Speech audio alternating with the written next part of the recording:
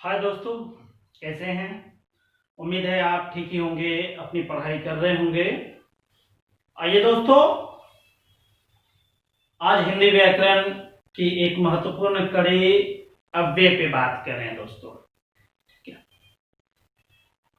तो आगे बढ़ने से दोस्तों आपसे निवेदन है कि आप अगर हमारे चैनल पे नए हैं तो चैनल को सब्सक्राइब कीजिए, वीडियो को लाइक कीजिए, कमेंट कीजिए, शेयर कीजिए दोस्तों, जितना ज्यादा अपने दोस्तों में इसे फैलाइए। तो आगे बढ़ते हैं दोस्तों कि हिंदी की एक खासियत है और वो खासियत है शब्द निर्माण की। हिंदी में कई तरह से शब्द की रचना होती है। आप रचना की दृष्टि से शब्द के भेद आप देख चुके हैं। उसमें भी क्या होता है कि शब्द निर्माण हिंदी की या अन्य भाषा की अपनी विशेषता है, तो हिंदी उससे अछूता नहीं है। हिंदी अपने लिए शब्दों की रचना करने के रास्ते ढूंढ लेती है। उसी रास्तों में से एक है उपसर्ग। उपसर्ग भी हिंदी में शब्द निर्माण की एक महत्वपूर्ण कड़ी है दोस्तों। तो इसको जान लेने के बाद अब मेरे पास ये सवाल आता है कि उपसर्ग क्या है, उपसर्ग किसे कहते हैं, उपसर्ग की परिभाषा लिखिए, उपसर्ग की व्याख्या कीजिए। किसी भी रूप में किसी भी तरह से आपके पास प्रश्न आता है तो प्रश्न की प्रकृति को देखते हुए आपको उसे परिभाषित करना है दोस्तों।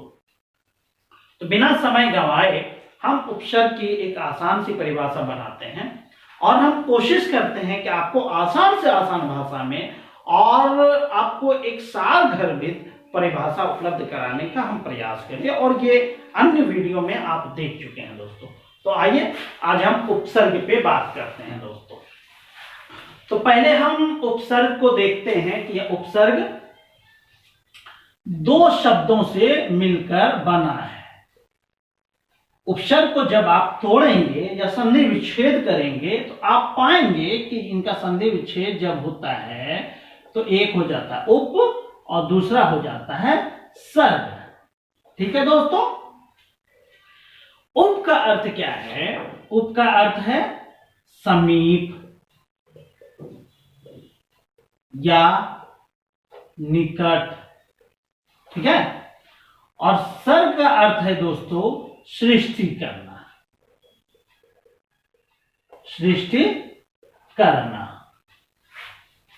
ठीक है। तो उपसर्ग दो शब्दों से मिलकर बनता है, एक उप और दूसरा सर्ग। उपसर्ग की एक संधि विच्छेद भी हो गई जो आपको आसानी होगी, और उप का अर्थ क्या हो गया? समीप या निकट, और सर्ग का अर्थ क्या है? सृष्टि करना। तो उपसर्ग की एक मोटी सी आपको अर्थ तो समझ में आ रहा होगा कि यह निकट बैठकर सृष्टि करता है, रचना करता है। तो एक बात तो स्पष्ट हो गई कि अर्थ की दृष्टि से या शब्द व्युत्पत्ति की दृष्टि से उपसर्ग का अर्थ हो गया जो निकट बैठकर सृष्टि करता है। तो क्या सृष्टि करता है? शब्द की ही तो बात हो रही है, तो स्पष्ट है कि इसमें शब्द की सृष्टि होती है, शब्द का जन्म होता है, शब्द की रचना होती है। तो उपसर्ग क्या करता है? निकट लगकर शब्द की, नए शब्द की रचना करता है। तो इन बातों को ध्यान में रखते हुए दोस्तों हमें उपसर्ग की परिभाषा बनानी है। आइए बनाते हैं कि उपसर्ग किसे कहते हैं। ठीक है दोस्तों। देखिए, वह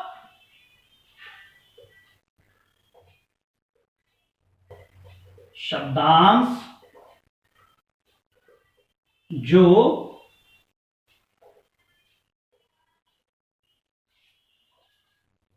किसी शब्द के आगे लगकर उसका विशेष अर्थ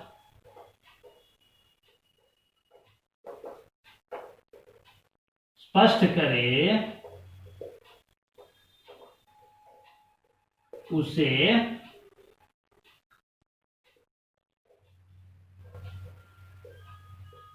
उपसर्ग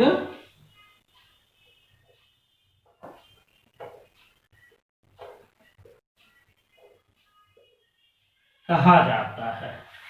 ठीक है दोस्तों, स्पष्ट है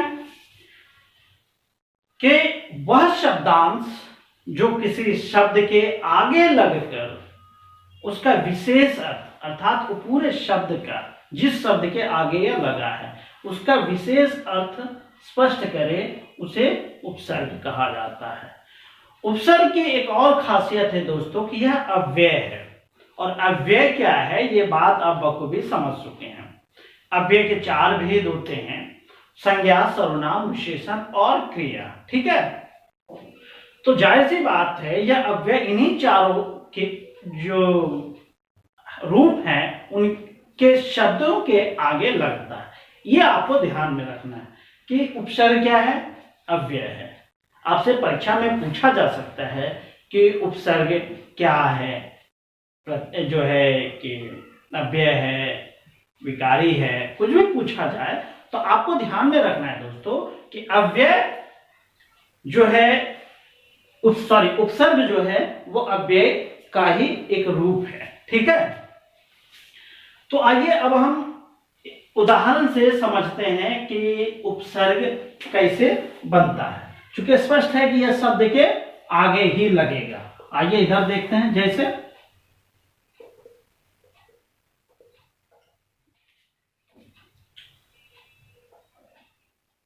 प्र जोड़ हार, एक इनका अर्थ बन जाता है या रूप बन जाता है प्रहार।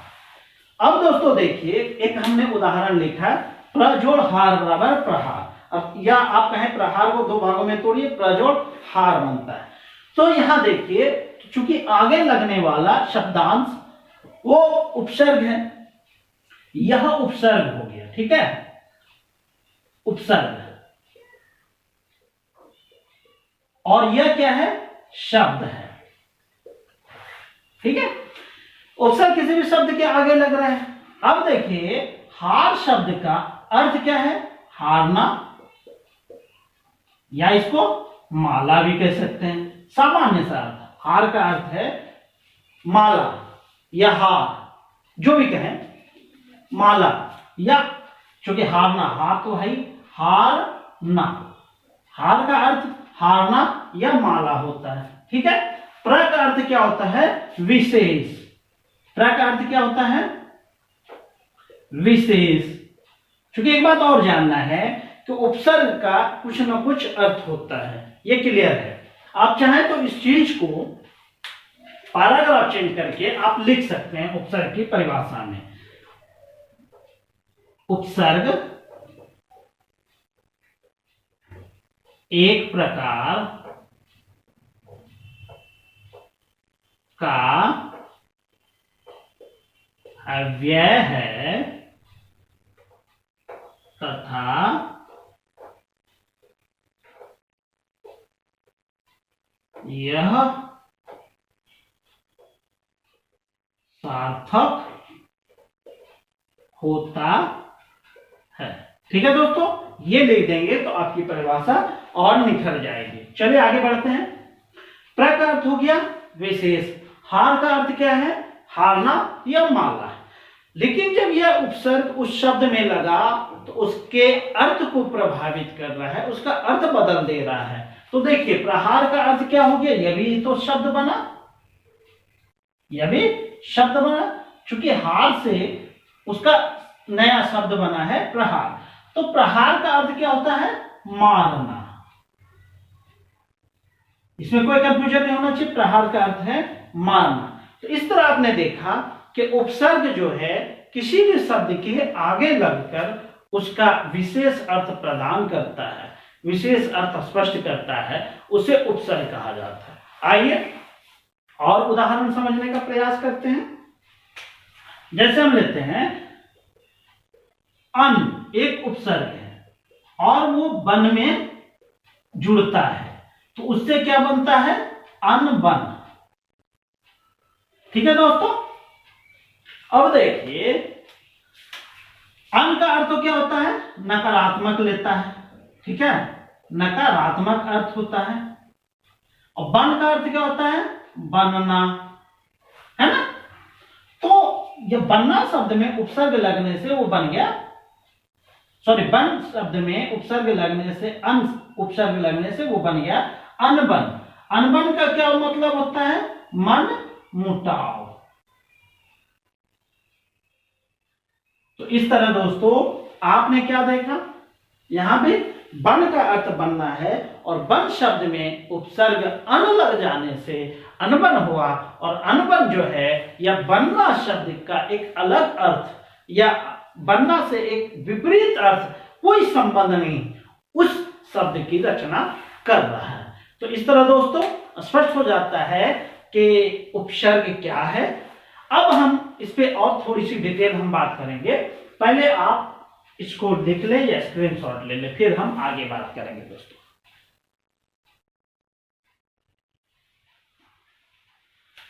आइए दोस्तों, उपसर्ग की परिभाषा समझ लेने के बाद अब हम ये जानने का प्रयास करते हैं कि उपसर्ग की वजह से शब्द की क्या क्या स्थितियां होती है, उनमें क्या क्या परिवर्तन होता है। तो आप जान लीजिए दोस्तों कि उपसर्ग लगने से या उपसर्ग की वजह से शब्द की 3 स्थितियां हो जाती हैं। कितनी? ये बातें ध्यान में रखना है कि उपसर्ग की वजह से शब्द की 3 स्थितियां होती है। और वो स्थितियां क्या क्या होती है? पहला, उपसर्ग की वजह से शब्द के अर्थ में विशिष्टता आती है। यह है कि मतलब शब्द का एक संकुचित अर्थ को वो विशेष अर्थ बनाता है, ठीक है।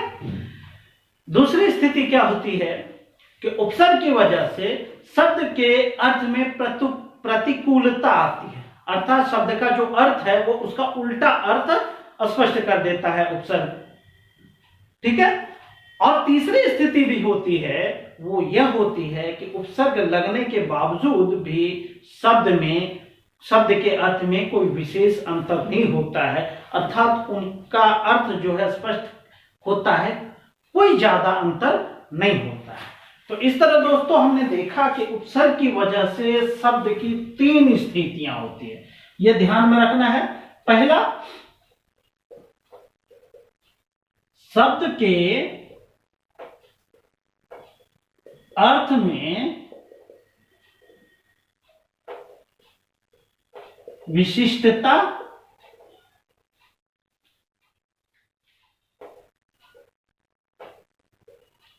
आती है, ठीक है। दूसरा क्या है? शब्द के अर्थ में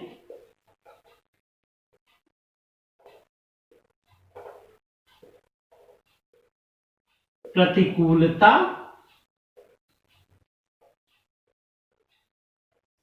आती है। तीसरी स्थिति क्या देखा आपने? शब्द के अर्थ में कोई विशेष अंतर नहीं पड़ता है। तो स्पष्ट है दोस्तों, कोई कंफ्यूजन नहीं होना चाहिए। एक बार फिर, प्रत्यय की वजह से शब्द में या प्रत्यय लगने से शब्द में 3 स्थितियां उत्पन्न होती है। नंबर 1, या तो शब्द के अर्थ में विशिष्टता आती है।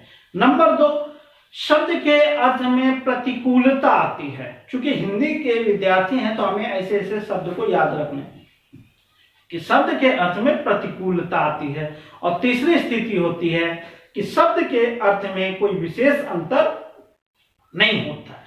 आपसे परीक्षाओं में पूछा जा सकता है, चाहे वस्तुनिष्ठ प्रश्न में पूछा जाए, सब्जेक्टिव प्रश्न में पूछा जाए, लेकिन पूछा जरूर जाता है।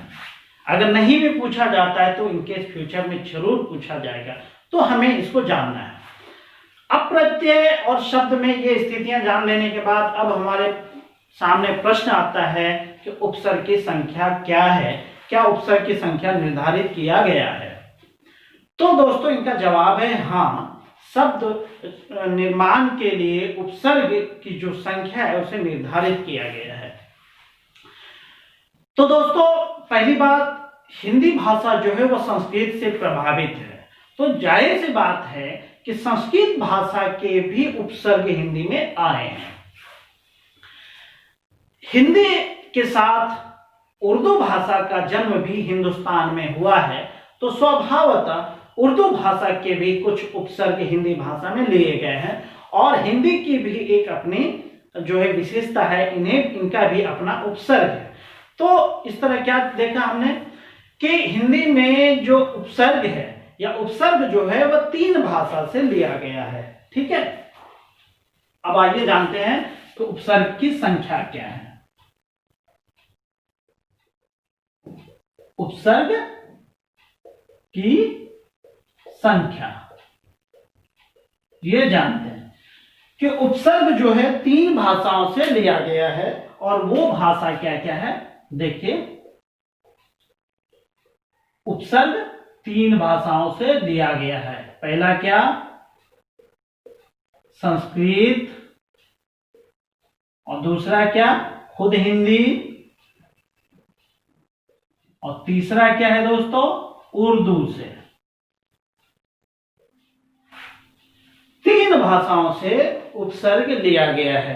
अब आइए जानते हैं कि किन भाषाओं से कितने उपसर्ग लिए गए हैं।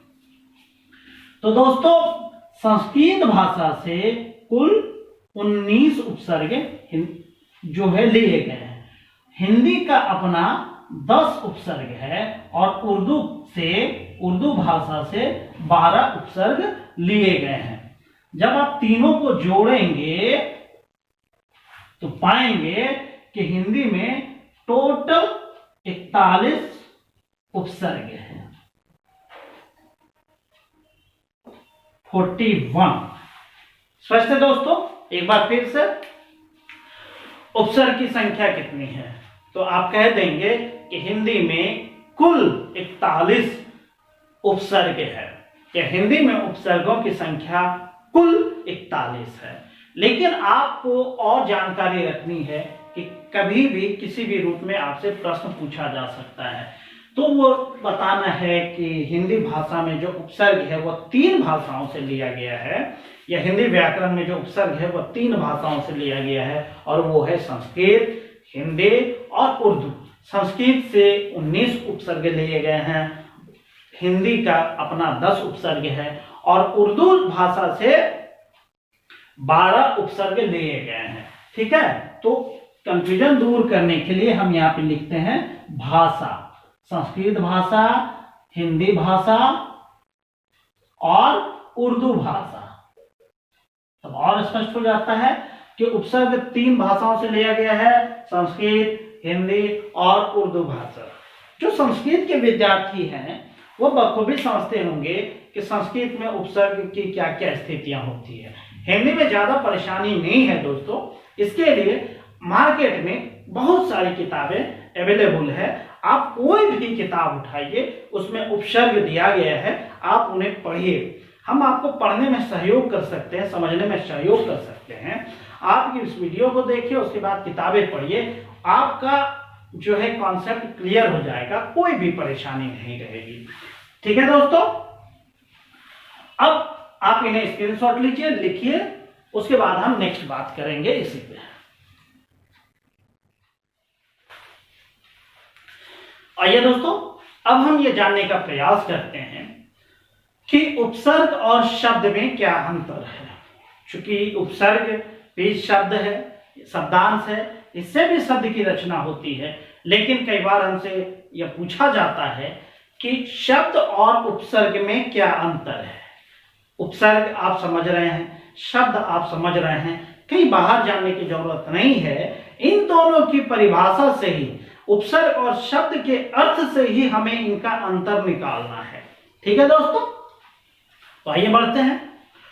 उपसर्ग में एक चीज आपने देखा कि यह स्वतंत्र नहीं है। ठीक है, इनकी स्थिति स्वतंत्र नहीं है, यह वाक्यों में शब्दों में लगकर ही अपना अर्थ स्पष्ट करता है।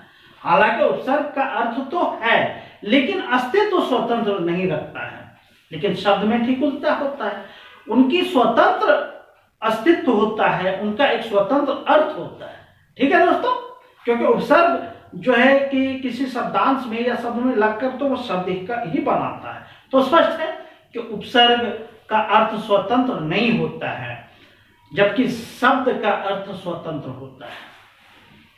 ये हो गया नंबर 1 अंतर। दूसरा कि उपसर्ग वाक्यों में स्वतंत्र रूप से प्रयुक्त नहीं होता है, जबकि शब्द वाक्यों में स्वतंत्र रूप से प्रयुक्त होता है। क्योंकि शब्दों का अर्थ है, एक निश्चित अर्थ होता है, तो स्वभावतः वाक्य जो है शब्दों से मिलकर बनता है। तो इससे स्पष्ट हो जाता है कि शब्द जो है वाक्यों में स्वतंत्र रूप से प्रयुक्त होता है, लेकिन उपसर्ग बिना शब्दों की सहायता से नहीं लगता है। तो दोस्तों, इन्हीं को ध्यान में रखते हुए अब हम इनके अर्थ को आप समझ गए हैं, इनका अंतर हम लिख दे रहे हैं। इधर लिखिए उपसर्ग। पहला,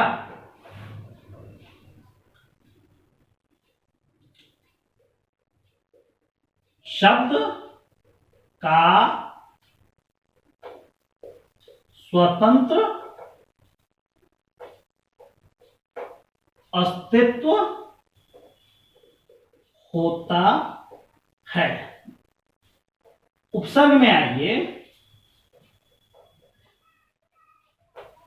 उपसर्ग का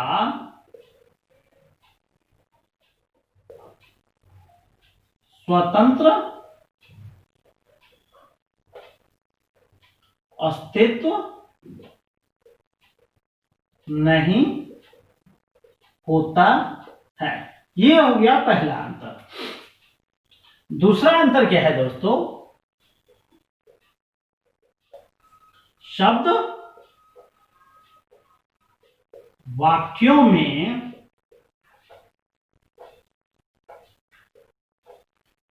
स्वतंत्र रूप से प्रयुक्त होता है, और उपसर्ग का है, उपसर्ग वाक्यों में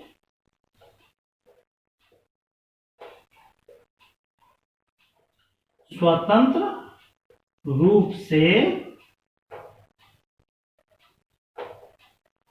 प्रयुक्त नहीं होता है। ये दो महत्वपूर्ण अंतर है दोस्तों। और अगर इनके अंतर है, और भी संख्या में अगर अंतर हम गिनाते हैं, तो निष्कर्ष रूप से यही दो अंतर निकल कर आता है। तो इस तरह दोस्तों, आज आपने उपसर्ग और उपसर्ग की जो भी स्थितियां हैं और उस उपसर्ग से संबंधित जो भी प्रश्न पूछे जाते हैं, वो चीजें आपने इस वीडियो में देखा। तो इसी के साथ आपके उज्जवल भविष्य की कामना के साथ दोस्तों, थैंक यू। जय हिंद, जय भारत।